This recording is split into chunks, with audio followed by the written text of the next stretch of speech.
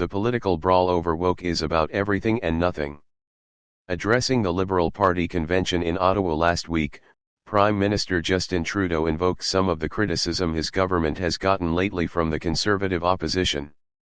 They either say investing in Canadians is a waste of money or that our policies are too woke, he said. Too woke. He continued, directing his gaze at the TV camera perched on a riser in the middle of the room. Hey, Pierre Poilievre. It's time for you to wake up. Subscribe our YouTube channel and click our bell icon for new videos.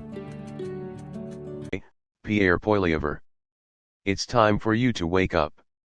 The crowd in the convention hall cheered as Trudeau listed a series of policies that were, in his telling, merely good and sensible. Those Liberals may have been pleased to hear their leader pushing back against this line of attack. And Trudeau might be happy to have this fight. But grappling with the pejorative use of the word woke at this point could be like trying to box a shadow. Because whatever it originally meant, woke has become a way to say something without saying anything. According to new survey data from Pollara, 57% of Canadians claim to have at least a general idea of what woke means. But less than 27% of all Canadians say they could explain the term to someone else. Pollara deliberately did not offer a definition to survey respondents when it conducted the poll. And it stands to reason that Subscribe our YouTube channel and click our bell icon for new videos. Deliberately did not offer a definition to survey respondents when it conducted the poll. And it stands to reason that, even in that group, there are different definitions in use. Dan Arnold, Pollara's chief strategy officer, was director of research for the Trudeau government from 2015 to 2021.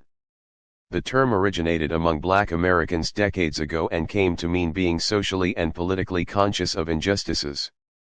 It has gradually slipped into the mainstream over the last 20 years, carried along in part by the Black Lives Matter protests that originated in the United States.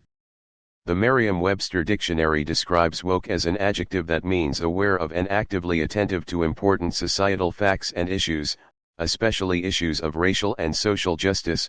But the word also became part of America's culture wars in recent years, its meaning turned around to mock those seen as excessively or performatively committed to advocating for equality or other social causes. Eventually, that backlash spread north. Former Conservative leader Erin O'Toole used the term during a video call with young Conservatives in 2020 when discussing a plan to rename the former Ryerson University because of its namesake's association with residential schools. Since succeeding O'Toole as leader, Poilievre has embraced the word even more enthusiastically, while stretching its meaning even further. The many, many things that are woke.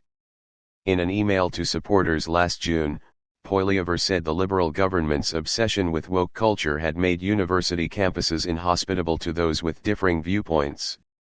Subsequent messages from Poilievre and his party have used woke in the context of Bill C-11, legislation that will apply Canadian content regulations to major internet platforms.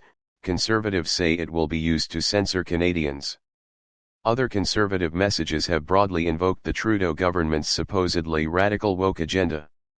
In the House of Commons, Poilievre has used the word to describe the CRTC, mayors whose housing policies he opposes, and a culture that allegedly is driving people away from military service. On Thursday, Poilievre said Trudeau's woke ideology explained the government's changes to the passport. In his remarks at the Liberal convention, Trudeau mentioned a few examples of policies and actions that he seemed to think Poilievre might find too woke: a gender-balanced cabinet, reducing poverty, expanding access to affordable child care. Let me tell you something, $10 a day child care is not woke policy. It's economic policy, he said. But Poilievre didn't mention any of those things in a video he posted to Twitter the next morning.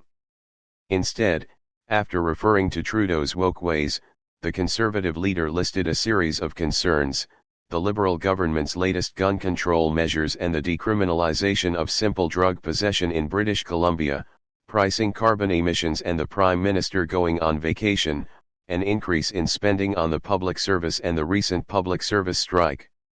It's possible Poilievre was trying to suggest these examples somehow showed hypocrisy on Trudeau's part. It's fair to say the legendary blues singer Lead Belly probably didn't have any of those things in mind when he told Black Americans to stay woke in 1938.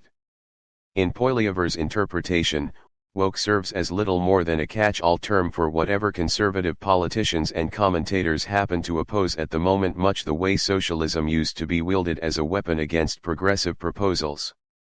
How Canadians feel about woke, and other words. But even if his own definition isn't clear, and even if most people couldn't tell you what woke means, Poilievre might still be speaking to a receptive audience.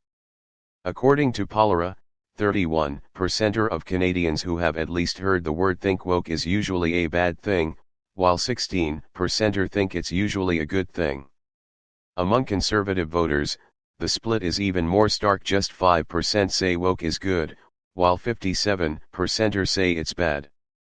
Bloc Québécois voters feel similarly, with 7% saying good and 50% saying bad. Liberal and NDP voters are much more inclined to view woke as a good thing. 31% of Liberal supporters and 36% of NDP voters like the word.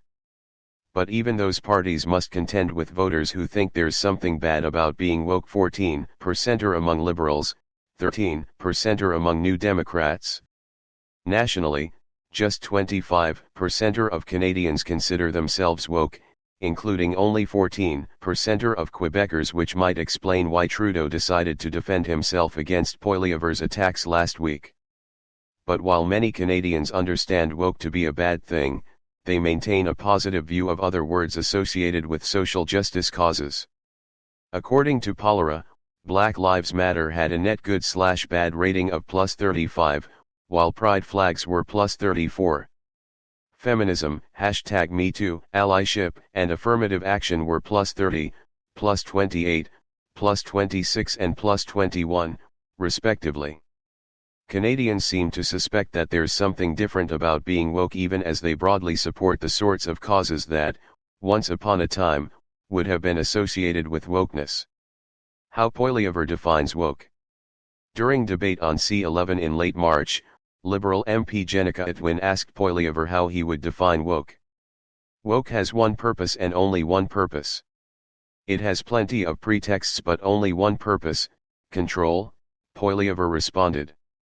It is designed to divide people by race, gender, ethnicity, religion, vaccine status, and any other way one can divide people into groups. Why? It is because then one can justify having a government to control all those groups. Poilievre's references to race and gender might seem to point back to woke's official definition and the backlash to it. But other than the apparent reference to vaccine mandates, Poilievre didn't link his definition to any specific federal policies. And it's not obvious how this definition would line up with the examples that the Conservative leader cited in his video response to Trudeau's speech. Poilievre's office did not respond to an email seeking further explanation. Many federal policies take into account race, gender, or ethnicity. The Liberal government has promised to address systemic discrimination in the justice system. Statistics Canada has been provided with funding to improve its gathering of disaggregated data on race, gender, and sexual orientation. A dedicated fund has been created to support Black entrepreneurs. Trudeau's office has also prioritized diversity in federal appointments. Federal budgets are now subject to gender-based analysis. Are any of those policies too woke? What exactly is woke about the Trudeau government, and how precisely would a Poilievre government be different? In the absence of actual specifics, the word isn't much more than a schoolyard taunt. And if there is a fight to be had here, the first step would seem to be getting those who use the word to explain exactly what they think it means. Explanation. Many federal policies take into account race, gender, or ethnicity. The Liberal government has promised to address systemic discrimination in the justice system. Statistics Canada has been provided with funding to improve its gathering of disaggregated data on race, gender, and sexual orientation. A dedicated fund has been created to support Black entrepreneurs.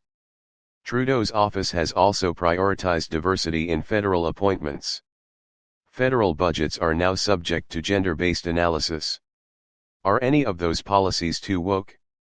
What exactly is woke about the Trudeau government, and how precisely would a Poilievre government be different? In the absence of actual specifics, the word isn't much more than a schoolyard taunt. And if there is a fight to be had here, the first step would seem to be getting those who use the word to explain exactly what they think it means. The first step would seem to be getting those who use the word to explain exactly what they think it means. Subscribe our YouTube channel and click our bell icon for new videos.